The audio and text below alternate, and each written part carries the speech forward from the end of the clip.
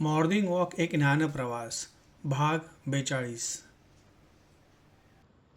दुसऱ्या अध्यायात भगवान म्हणाले, आत्म्याची प्रगती आतून आणि देहाची प्रगती बाहेरून होते. आत्म्याच्या प्रगतीसाठी ध्यान, चिंतन आणि मनन करावं. देहाच्या प्रगतीसाठी त्याचे स्वास्थ्य उत्तम आणि व्यसनमुक्त ठेवावे. रोज व्यायाम आणि योगसाधना करावी. आपल्या खाण्यापिण्यावर लक्ष असू द्यावे. आपल्या शरीराचे सर्व कार्य आत्माच करत असतो.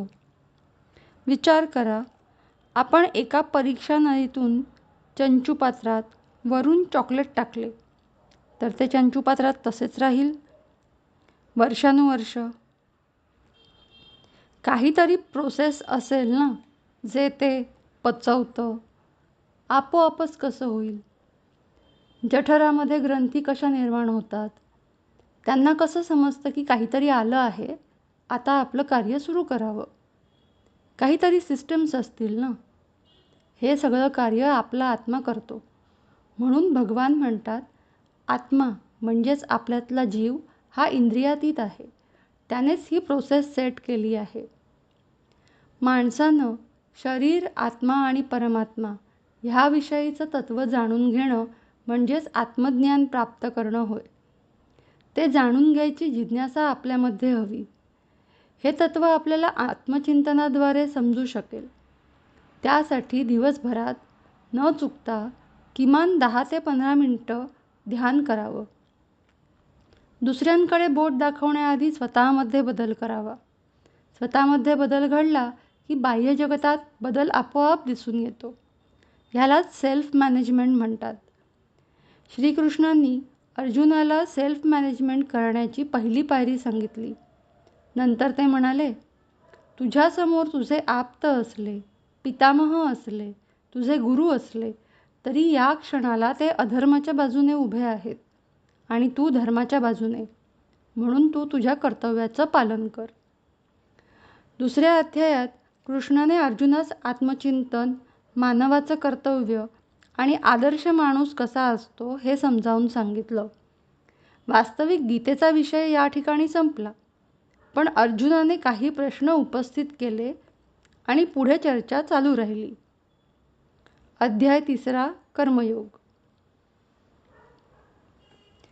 अर्जुनाने या अध्यायाच्या सुरुवातीला एक प्रश्न विचारला, जर बुद्धी ही कर्मापेक्षा श्रेष्ठ आहे, तर आपण मला हे युद्धकर्म करण्यास का सांगत आहात?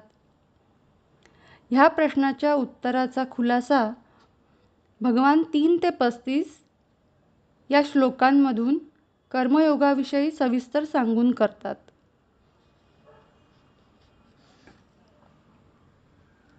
भगवान पुढे सांगतात की जे मनाच्या संयमाने इंद्रियांना आपल्या ताब्यात ठेवतात त्यांचं नित्यकर्म उत्तम होईल. पण जे इंद्रियांना बळजबरीने ताब्यात ठेवतात पण मनाने विषयाचा विचार करतात, तो मिथ्याचार आहे. म्हणून त्यांचं नित्यकर्म व्यवस्थित होत नाही. आपलं कर्म आपण तन, मन आणि प्राण एकत्र करून तळमळीने करावं. कर्म केल्याचा आव आणू नये. कचेरीत काम करताना घरी काय मस्त बेसनाचे लाडू बनवत असतील असा विचार केला तर कचेरीतील काम धड होईल का? आपलं कर्म म्हणजेच यज्ञ आहे. ते सर्वांनी मिळून जनहितार्थ करणं आवश्यक आहे. प्रत्येकाने स्वतःचं कर्म स्वधर्म समजून करावं आणि त्यात अहंकार नसावा. तरच तो यज्ञ संपन्न होईल. एकाने जरी हलगर्जी केली तरी सर्व कोलमडेल आणि ते हवं तसं घडणार नाही. अज्ञानी लोक जसं त्यांचं काम निष्ठेने करतात, तसंच ज्ञानी लोकांनी सुद्धा त्यांचं लक्ष कामापासून विचलित होऊ देऊ नये. ज्ञानी लोकांनी स्वतः उत्साहाने काम करून अज्ञानी लोकांसमोर आदर्श निर्माण करावा असंही भगवान सांगतात.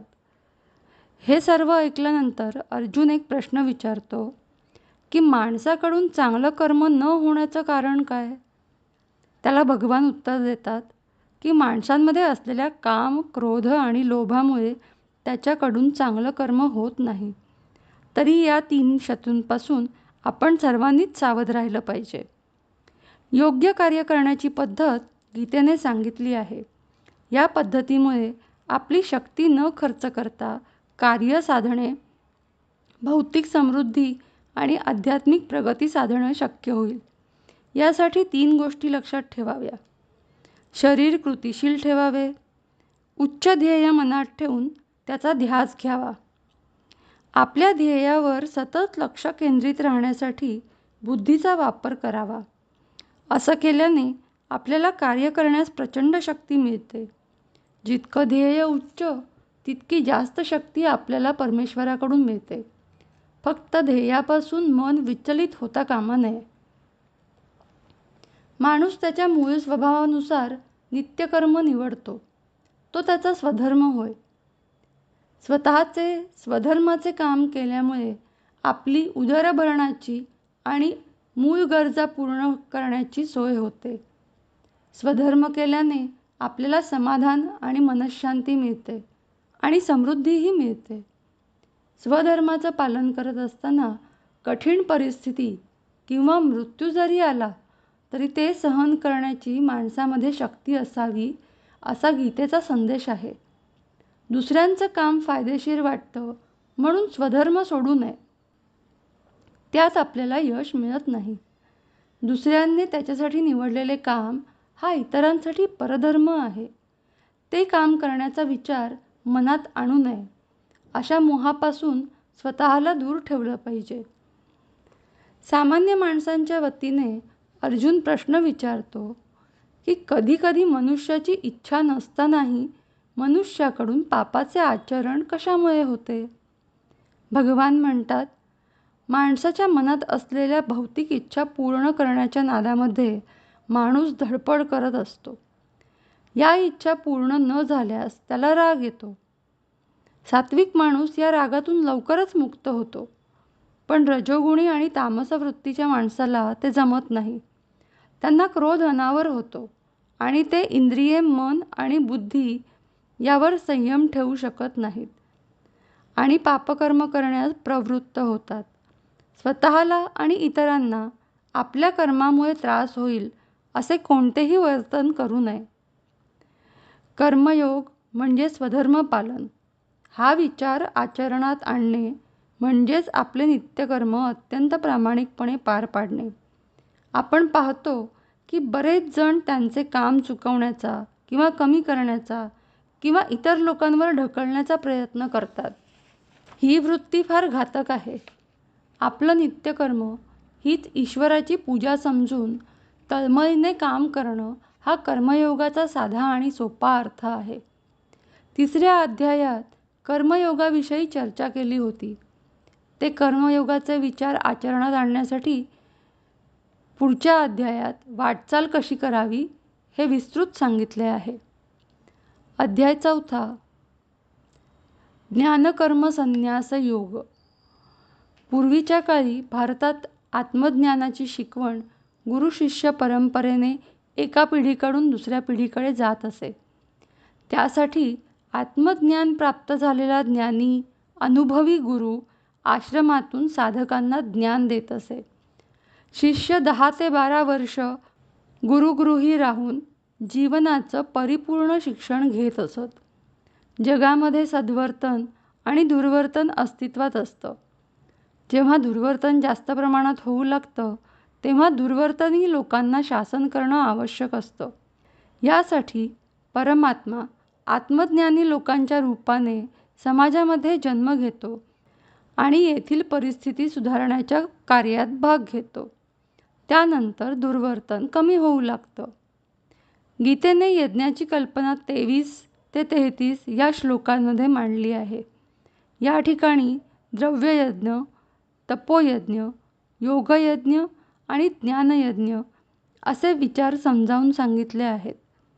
यज्ञाचा आजच्या युगातील अर्थ सहकार्य आणि त्यागाची भावना जोपासणे हा आहे. ज्ञानी आणि अनुभवी गुरूकडून आत्मज्ञान प्राप्त करणे हे साधकाचे अत्यंत पवित्र कर्तव्य आहे. द्रव्ययज्ञ म्हणजे आपल्याजवळ असलेल्या पैशाचं, संपत्तीचं गरजूंना दान करावं. तपोयज्ञ त्यात देहाचे, वाणीचे आणि मनाचे तप नित्यनियमाने करावे. स्वतःचं शरीर स्वच्छ ठेवणे, योगा आणि व्यायाम करून ते सुदृढ ठेवणे, बुद्धीला नेहमी चालना देणे हे झाले देहाचे तप.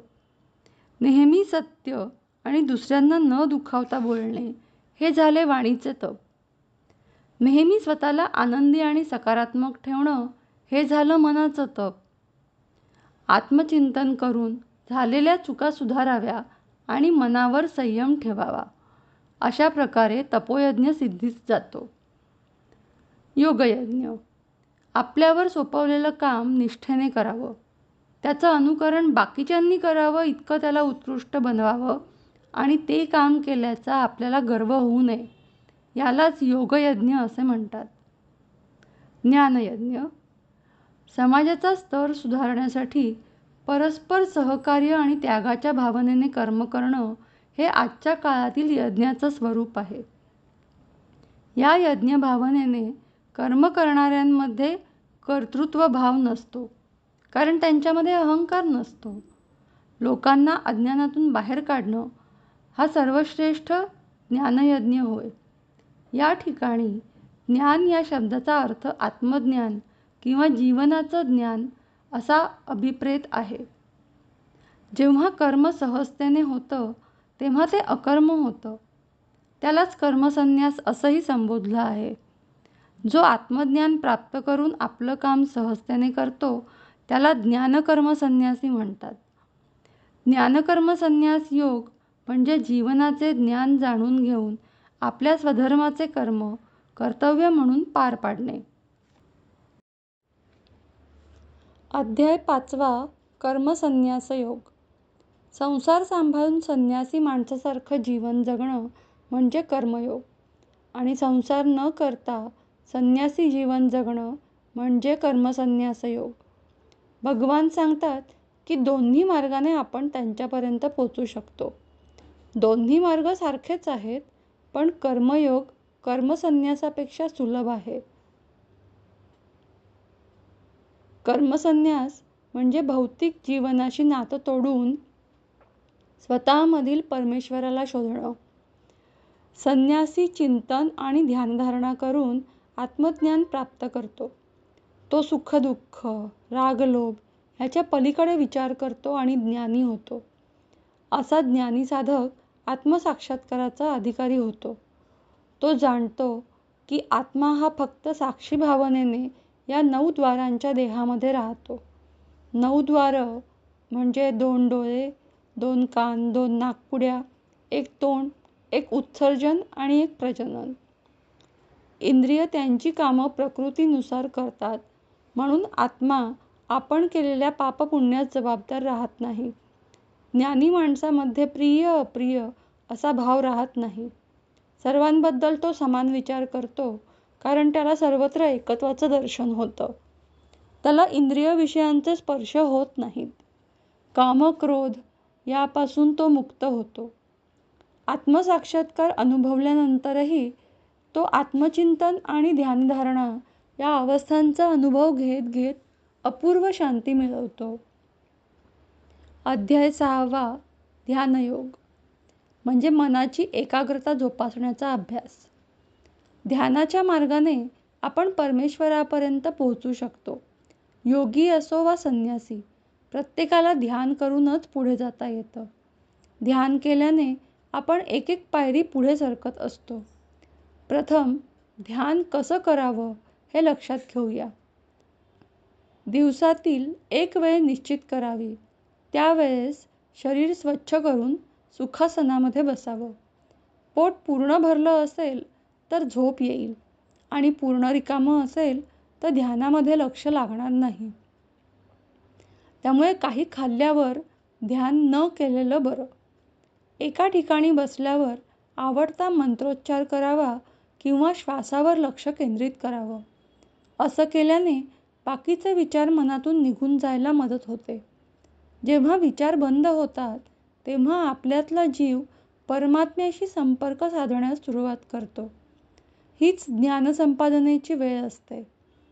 परमात्म्याकडून जसं जसं आपल्याला आत्मज्ञान मिळत जातं तशी आपली उन्नती होत जाते. आपल्यातला जीव इंद्रियातीत आहे, म्हणून आपल्याला ध्यान केल्यावर छान उत्साही वाटतं. शक्यतो दिवसातून 2दा ध्यान करावं, सकाळी आणि संध्याकाळी.